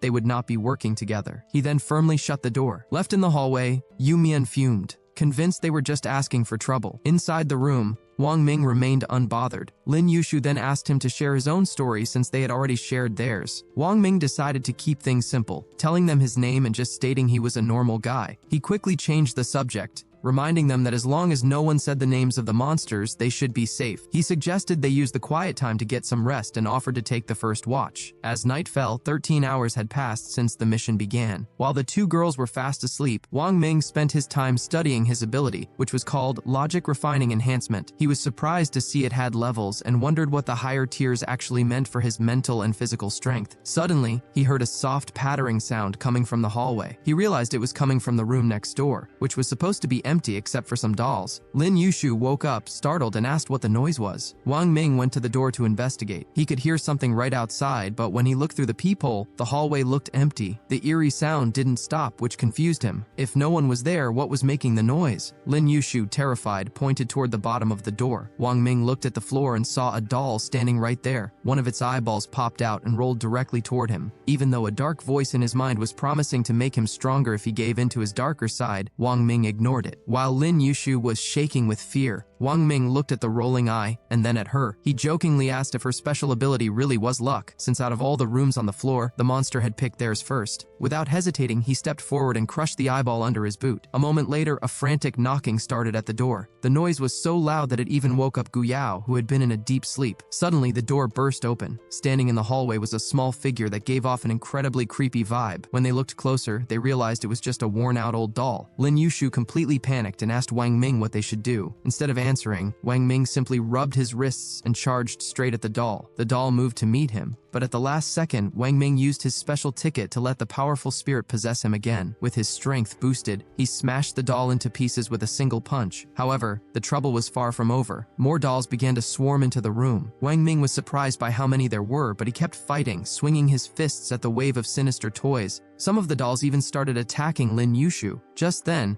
a hand reached in from the doorway, and a terrifying female voice echoed through the room. Wang Ming's heart sank when he heard it, wondering how those two were back already. The figures appearing were the same ones he thought he had already handled earlier. The situation in the rest of the villa was just as bad. The hallways were filled with terrifying spirits, looking like a scene out of a nightmare. Screams echoed everywhere as players began to fall one by one. Wang Ming managed to deal with the primary threats again by using his spirit powers, but the constant fighting was wearing him out. He felt the pressure building and wondered how so many people could have triggered the monsters at once. He knew he couldn't keep this up forever. The dark spirit inside him sensed his weakness and offered a deal. It promised that if Wang Ming made a pact, it would give him much more power and time, which would easily solve the current crisis. Wang Ming ignored the offer, calling the spirit an opportunist and saying he didn't need its help to survive. Just then, the 3-minute limit on his spirit power ran out. Lin Yushu noticed that Wang Ming's ability was on a cooldown and tried to activate her own power, but nothing happened. She realized that her luck was a passive ability and couldn't be turned on whenever she wanted. As a monster closed in on her, her life flashed before her eyes. She remembered her childhood and her father, who was a gambler that used to hurt her mother for money. She recalled a terrible day when her father had forced her mother to sign away her life for a large sum of money. She realized that her father's wish for that money had been granted by this very game, which was why she was so determined to destroy the Desire World once and for all. In that moment of life or death,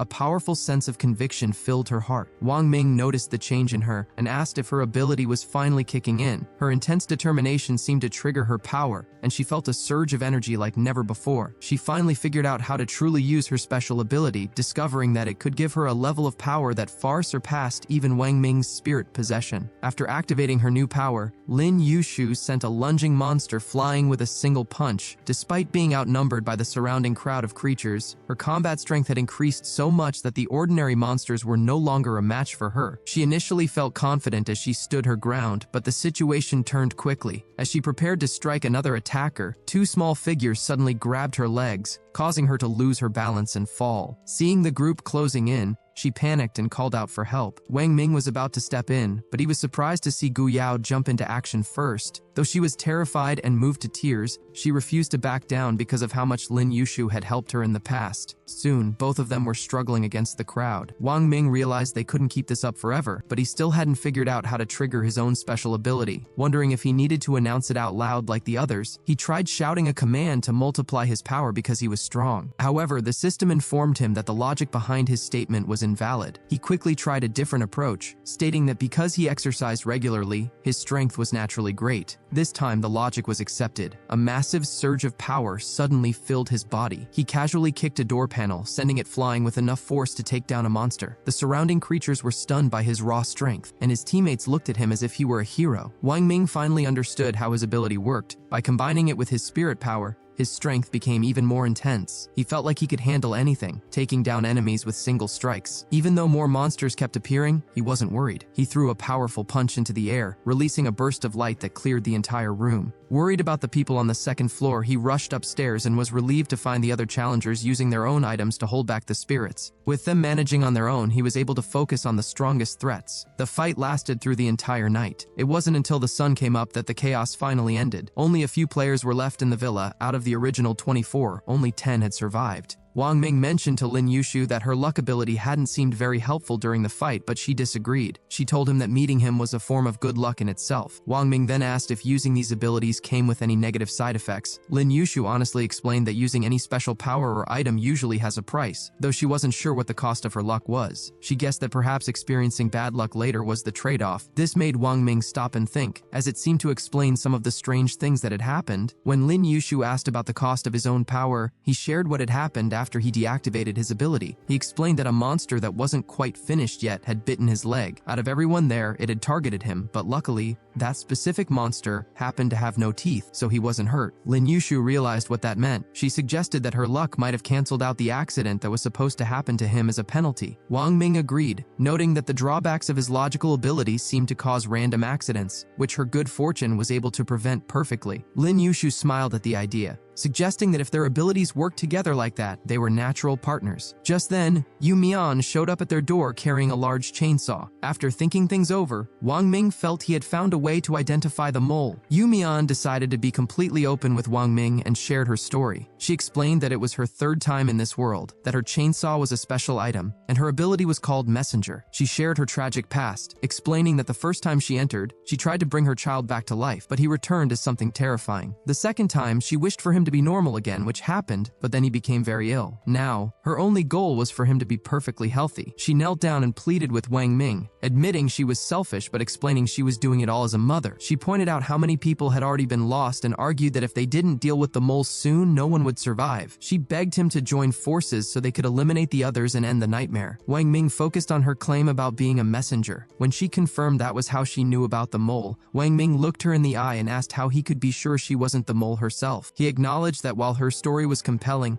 and a mother would do anything for her child, he couldn't rule her out. He pointed out that a mole would want to eliminate the other players just as she was suggesting. Yumian stood up feeling defeated and realized he simply didn't trust her. Wang Ming clarified that his stance hadn't changed. He refused to win by hurting others. He reminded her that if he wanted to, he could have already taken everyone out himself, as no one there was a match for his strength. She nodded slightly and walked away in silence. Lin Yushu whispered, wondering if the woman would try to take matters into her own hands. Wang Ming analyzed the situation, feeling that she wouldn't act alone because she was afraid of the other strong players. He realized that without his cooperation, she would likely stay quiet. Wang Ming then thought about how Lin Yushu's luck could help them. He told her to go look for clues, believing that her special blessing might lead her to something important. He was serious about this, noting that in past challenges, he had to piece together small bits of information to survive, but so far they had nothing but the tip about the mole. With 9 days left in the mission, they needed more to go on. Before Lin Yushu left, she told Guyao not to be so reckless and stand in front of her like that again. She then handed Guyao a specialized blade she had found, telling her to keep it for protection. After receiving the blade, Guyao apologized sincerely. Wang Ming cut in to share a major concern. He pointed out that the monsters from the previous night were much stronger than the ones they faced during the day. He used the slit-mouthed woman as an example, noting that even though his power had increased significantly, she was still harder to handle the second time. He theorized that the spirits get stronger over time, or each time they reappear, and he worried that by the end of the 10 days, even he might not be able to stop them. He then questioned the rule about naming monsters. If saying a name summoned a ghost, he wondered why the mole didn't just summon a massive threat to finish everyone off at once. Because of this, he felt the original rule didn't quite make sense anymore. He told Lin Yushu that he had a plan to find the mole without hurting anyone, but he asked Guyao to step out for a moment first. Lin Yushu immediately defended Guyao, explaining that she was a kind person who had been through a lot of bullying at school and at home. Wang Ming clarified that he wasn't trying to exclude her. Having her leave was just part of testing his theory. He revealed that he had secretly said a monster's name while he was alone the night before to test the rules, but nothing had happened. This led him to a new hypothesis. A monster only appears if its name is mentioned in front of the mole or a specific person. He even wondered if the mole might not even realize they were the mole. To test this, he had Lin Yushu say a monster's name out loud. She shouted out the name of a spirit, but the room stayed silent. He had her try several more names, but still, nothing appeared. Confident in his new strategy, Wang Ming decided to call every player into the room one by one to confront them. He suspected that the seemingly innocent girl might actually be the mole responsible for the chaos, and that dealing with her could be the key to finishing the game. Lin Yushu gathered everyone and explained the situation. She asked if Guyao needed to be tested, but Wang Ming asked her if she truly believed someone with Guyao's personality could be the mole. The first person to step up for the test was Yumian. She acknowledged that Wang Ming was going to great lengths to avoid violence and said she hoped his plan would work. Wang Ming was surprised she wasn't more argumentative, but she simply smiled and said that no one is born cruel. She was only doing what she felt she had to for her children. Wang Ming laid out the rules clearly. Each person had to say a monster's name in front of him, and he would repeat it back. If no monster appeared, they were cleared. He warned them not to discuss the names with anyone else before or after the test. With the plan in place, the challengers began entering the room one by one to see who was hiding the truth. After several people had taken the test, the villa remained quiet. Everyone started to wonder if the plan was actually working or if the mole was even among them. Even Wang Ming felt a bit frustrated. He eventually called Guyao into the room and asked if Lin Yushu had shared their earlier theories with her. He reminded her of the moment the zombies first appeared, noting that while Lin Yushu had mentioned a specific character, someone else had mentioned the movie Biohazard. He pointed out that while she might not have known the specific character, she definitely knew the movie was about zombies. As soon as he said the movie's name, shouts erupted from outside the room. People were yelling that the zombies were back and accusing the little girl of being the mole. A crowd of zombies had suddenly appeared out of nowhere and begun attacking the players. Guyao turned pale and began to shake, crying that she couldn't be the one hurting people and insisting to Wang Ming that she wasn't the mole. Wang Ming sighed deeply. He admitted that he had suspected her for a while but didn't want to believe it without proof. He explained that he had finally figured out how the monsters were appearing. It wasn't just about saying a name, it was about what Guyao knew. When Sadako was mentioned, she appeared because Guyao knew her story. When the slit-mouthed woman was brought up, she appeared for the same reason. But when a tyrant was mentioned, a character she didn't know, only general zombies appeared because that's what she understood. He even pointed out that during the Night of the Spirits, she had been having nightmares. He realized that the monsters weren't just triggered by her thoughts while awake, but by her dreams as well. She just hadn't realized she was the one doing it. Faced with the evidence, Guyao couldn't deny it. She broke down in tears, blaming herself for everything that had happened. Wang Ming tried to comfort her, telling her not to blame herself because she was actually the key to everyone's survival. However, he suddenly realized he had made a huge mistake. Before, Guyao didn't know she was the cause, so she only summoned things subconsciously. Now that she knew, she couldn't stop her mind from racing toward terrifying thoughts. Immediately, Cries for help came from the hallway. Yumian burst into the room with her chainsaw, shouting that they had to finish off the mole to end the nightmare. As she swung the chainsaw toward Gu Yao, clumps of hair suddenly appeared from behind the girl, tangled in the blades, and snapped the tool apart. A terrifying spirit appeared behind Gu Yao, but the girl had no control over it. The spirit then turned its attention toward Lin Yushu. Gu Yao screamed for it to stop. In that moment, the timid girl found a spark of bravery, horrified that the things she was creating were hurting her friends. Wang Ming urgently told her to think about happy memories to change what was happening. Gu Yao tried desperately, but she realized she didn't have any happy memories to lean on. Her mind was filled only with pain. A red vortex opened up, and a massive ghostly hand reached out. A hideous three-eyed monster emerged, and Lin Yushu realized it looked just like Gu Yao's stepfather and the people who had bullied her at school. Wang Ming was stunned. She wasn't just summoning known monsters anymore. She was creating new ones based on her deepest fears and traumas. He knew that these personal demons would be much harder to face than any movie monster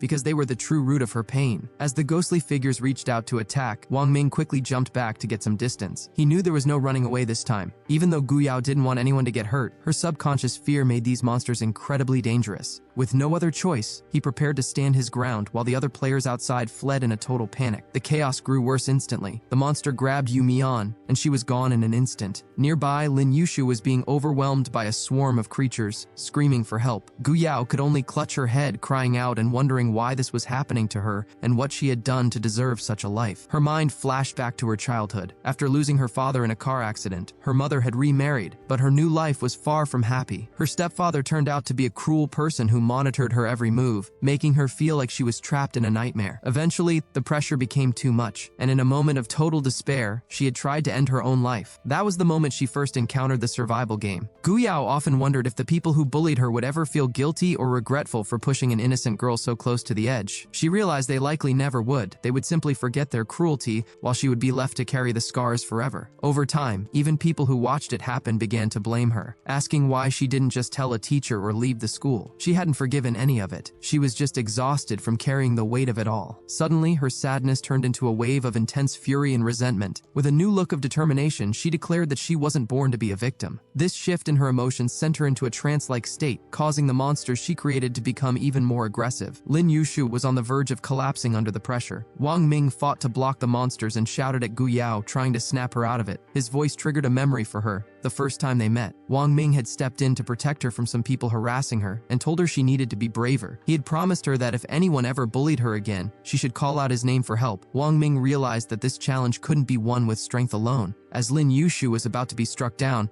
he prepared to use his spirit ticket one last time, even though he knew it might take a heavy toll on him. But before he could act, the main monster suddenly dissolved into mist just as it rushed toward him, and all the other creatures in the hall vanished along with it. Lin Yushu and Wang Ming were confused until they looked over at Gu Yao. They realized she had made the ultimate sacrifice to save them, using all her strength to end the nightmare. With tears streaming down her face, she quietly asked Wang Ming if she had finally been brave. Her words left both of them standing there in stunned, heartbroken silence. After Gu Yao spoke her final words, her body fell back, and she passed away. Wang Ming quickly deactivated his special power and rushed toward her. He had only taken a couple of steps when the heavy chandelier from the ceiling crashed down exactly where he had been standing a second before. He realized how close he had come to being crushed and knew that Lin Yushu's luck had likely saved him. Lin Yushu ran to Gu Yao's side, desperately calling her name and hoping her luck ability could somehow bring her back, but the damage was too great. Gu Yao's form was already starting to fade, and even the power of luck couldn't change what had happened. Lin Yushu broke down in agony, questioning why her ability was supposed to be luck when misfortune seemed to follow her everywhere. Distraught by the loss of Gu Yao and so many others, she asked Wang Ming if there was really no other way to have finished the challenge. Wang Ming sighed, admitting there might have been another way, but they wouldn't have survived long enough to find it. He explained that Gu Yao didn't want to hurt anyone, but because she couldn't control her own terrifying thoughts, she chose the only path she saw to protect them. He pointed out that the entire environment they were in was likely built from Gu Yao's own mind. It was supposed to be her safe place. Lin Yushu then shared something she had known for a long time. She told Wang Ming that she and Gu Yao had been friends for a while, and that Gu Yao had often mentioned an older student who had helped her in the past. That person's encouragement was the reason she had found the strength to keep going until now. It turned out that person was Wang Ming. Wang Ming sadly closed his eyes, moved by the fact that a moment he had almost forgotten meant everything to her. He told Lin Yushu not to be entirely consumed by sadness, because there might still be a chance for Gu Yao. Lin Yushu was shocked, asking if he was seriously considering asking the higher power to bring her back. She warned him that people brought back that way weren't truly themselves, and that a kind soul like Gu Yao would only suffer if she were resurrected as a monster. Wang Ming listened seriously and agreed that she was right about the dangers of those wishes. However, he pointed out that since there were two of them left, they could combine their wishes. He asked Lin Yushu if she was willing to give up her own ultimate goal to help save their friend. Without hesitation, Lin Yushu said she was willing to do whatever it took. With the monsters gone, the villa remained quiet for the time being. There was plenty of food and water, but the emotional weight of what they had been through was almost unbearable. Days passed until a massive storm hit the area. The villa's main gates suddenly creaked open, and through the heavy rain, a new figure appeared, a butcher holding a massive blade. As they looked at the ominous newcomer, they realized a new threat had arrived. Wang Ming immediately pulled out his special ticket, getting ready to face the newcomer directly. He couldn't quite tell what kind of terrifying presence he was dealing with. The stranger, known as the butcher, let out a cold laugh, mocking the idea of someone sacrificing their life for others. He called the whole situation a joke and said he never expected the survivors to witness such a pathetic display. Wang Ming didn't back down. He told the butcher that the only reason he found it funny was because of his own miserable nature. He argued that the butcher's lack of empathy was what made him pathetic and reminded him that all true greatness starts from ordinary moments. He said the only thing truly laughable in the room was the butcher himself. At those words, the butcher slammed his massive blade into the ground and sneered, asking if Wang Ming was afraid of being finished right then and there. But Wang Ming didn't show any fear. The butcher realized then that Wang Ming had already figured it out. Due to the rules of this mysterious world, the butcher wasn't allowed to harm the players. Wang Ming confirmed his suspicion that, much like the ticket seller from before, this figure was bound by certain restrictions. This realization also meant that everything they were experiencing was connected, and there was a larger force watching their every move. The butcher laughed and introduced himself, explaining that he was now the owner of the villa since the previous owner had been defeated. He then congratulated them, telling them it was time to hear the whispers of the divine.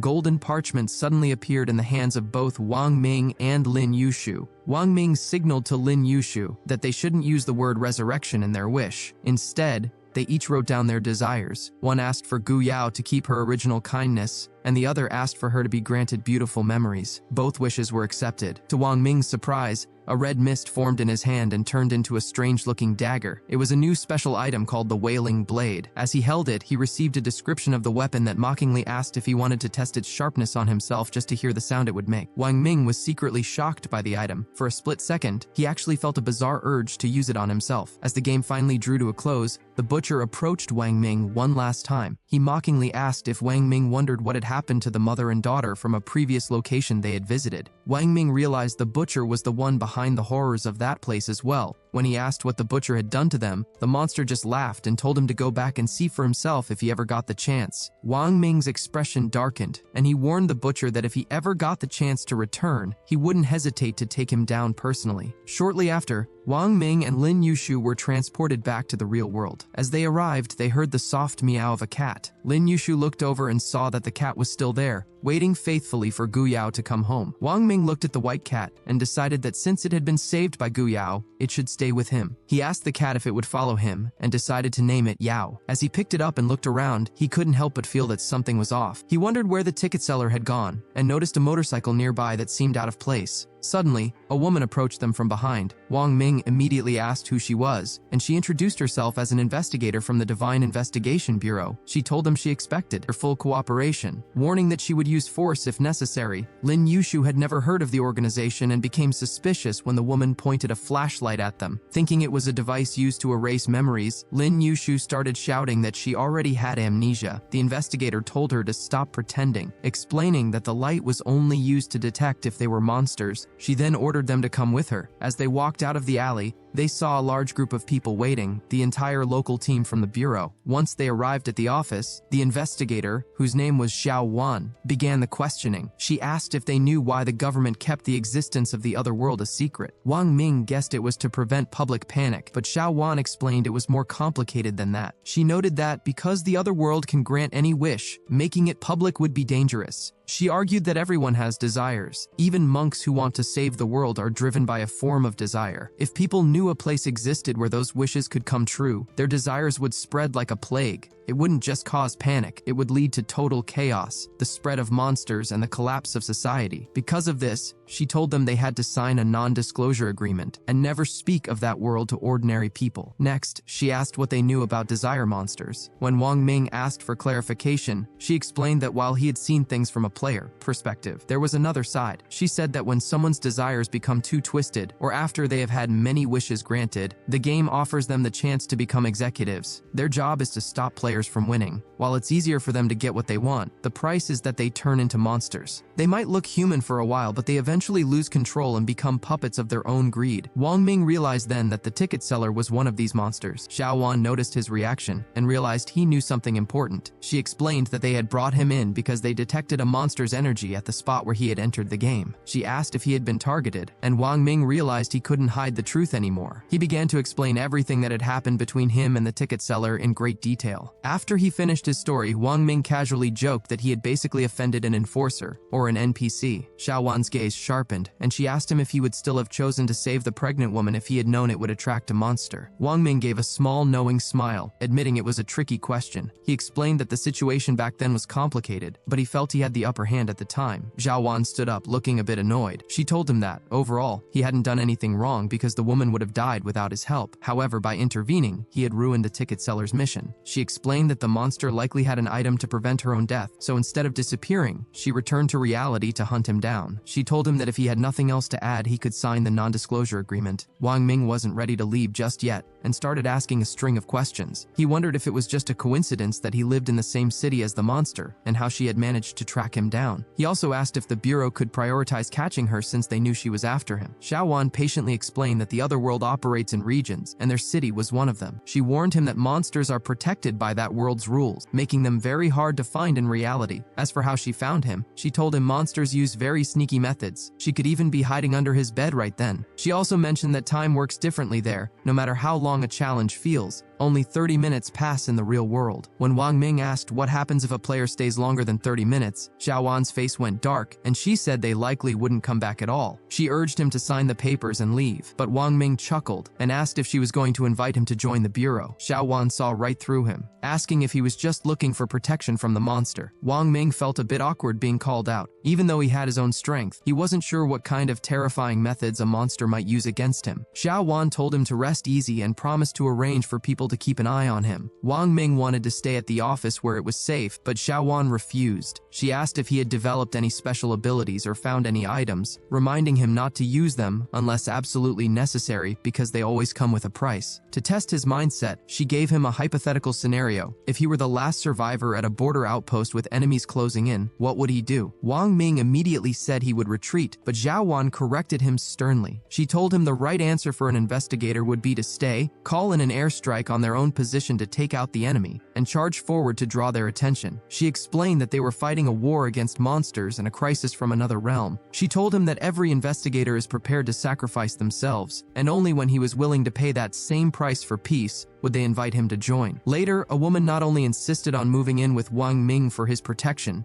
but immediately started making herself at home. After leaving the bureau, Wang Ming asked Lin Yushu about his plans. Lin Yushu mentioned it was his girlfriend's birthday and that he had to head out right away, quickly saying his goodbyes. Wang Ming then turned his attention to the white cat, noticing she was suffering from burns and skin issues. Since he had decided to adopt her, he knew he couldn't hold back on the costs for her care. He took the kitten to a pet hospital for treatment. When he noticed the cat, whom he called Yao Yao, looking nervous, he reassured her that he wouldn't abandon her. However, shortly after leaving the shop, he got a call from his own employer. It turned out his workplace was blocked off, so he was told to wait for further notice before coming back to work. As he hung up, a figure appeared nearby. A woman in black stockings looked at him and laughed coldly, noting that they had met again. Wang Ming immediately realized the ticket seller had found him. A pungent scent of perfume mixed with a rotting smell gave her away. He reached for his spirit ticket and tried to act confused, but the woman didn't hesitate. She began to transform into a monster right there in the busy marketplace. Wang Ming was shocked that she would reveal such a terrifying form in public. Her hair turned into mouths filled with sharp teeth, lunging toward him. Just then, the The roar of a motorcycle engine echoed nearby, startling both of them. The ticket seller decided to retreat for now, scoffing that while the bureau could protect him for a moment, they couldn't stay with him forever. She warned him that they would settle the score soon before fleeing. Wang Ming breathed a sigh of relief, relieved he didn't have to fight in the middle of the city. Zhao Wan pulled up on her motorcycle and asked if he was okay. She pulled out a radar device to check the area, noting that the monster seemed to be gone. She commented that the creature was clearly desperate to get rid of him and suggested they could use him as bait. When Wang Ming turned down the idea, she told him he didn't really have a choice. She explained that since the bureau was short-staffed, the captain had decided she would live with him until the threat was handled. Wang Ming certainly wasn't going to complain about a beautiful woman moving in. An hour later, he picked up Yao Yao from the pet shop, and Xiao Wan drove them both back to his place. She made herself at home immediately, heading straight for the shower. Wang Ming was caught off guard by her appearance when she finished, surprised that someone who seemed so serious and distant could be so relaxed and comfortable around him. As Xiao Wan sat down, Wang Ming asked her how many of these challenges she had actually completed. She shook her head, admitting she had lost count a long time ago. Wang Ming felt a bit guilty for staring and looked away, thinking to himself that humans really weren't as composed as cats. Xiao Wan caught him and asked if he enjoyed the view. Wang Ming tried to play it cool and looked away, but she wasn't fooled. She told him to stop pretending, knowing he had been looking at her. Then, her expression became serious. She warned him that the other world is ever-changing and that he might one day face a beauty trial. She explained that in those challenges, the women he would meet would be perfect in every way and would try to fulfill his every desire. She asked if he thought he could actually survive a test like that. Wang Ming jokingly thought to himself that those challenges sounded like a bit of good luck, but he told her he just wanted to test his own self-discipline. Meanwhile, a dangerous situation was unfolding elsewhere. After Wang Ming left the area, the monster known as the ticket seller returned to the pet hospital. In a fit of rage, she took out her anger on everyone there, targeting anyone who had been in contact with Wang Ming. The ticket seller's name was Ya Sha. Years ago, she was a top student who landed a great job at a big company. She worked incredibly hard and never complained about overtime. But she was shocked when her best friend, who wasn't as qualified, suddenly became her boss. She eventually discovered the friend was having an affair with the chairman. Realizing that hard work wasn't getting her anywhere, Ya Sha decided to use her own beauty to take her friend's place as the chairman's mistress. She quickly learned that a single whisper could get her more wealth and power than years of labor ever could. However, her life took a horrific turn when the chairman's wife found her and attacked her with acid. Left permanently disfigured, she became an outcast. The company fired her, and the chairman abandoned her. In her deepest despair, she tried to end her life, which was when she first heard the voice of the divine and entered the game. If Wang Ming hadn't interfered, she would have finally regained her beauty. In her mind, everything was his fault. As she fumed, a mysterious woman walked into the shop and laughed at her. She called Yasha pathetic, mocking the fact that someone with her power couldn't even manage to take out one person. Yasha was furious and demanded to know who she was. The stranger introduced herself as Red Taojun. Red Taojun didn't waste any time. She pointed out that the investigation bureau was now protecting Wang Ming, making it almost impossible for Yasha to get near him. She warned that if Yasha waited too long and let Wang Ming survive a few more challenges, he might become too strong for her to handle even without the bureau's help. She urged Yasha to act quickly, or her chance for revenge would slip away forever. And that's the end of this video. If you want the next part, smash that like button and help us hit 5,000 likes. And don't forget to subscribe to the channel, and I'll see you in the next one.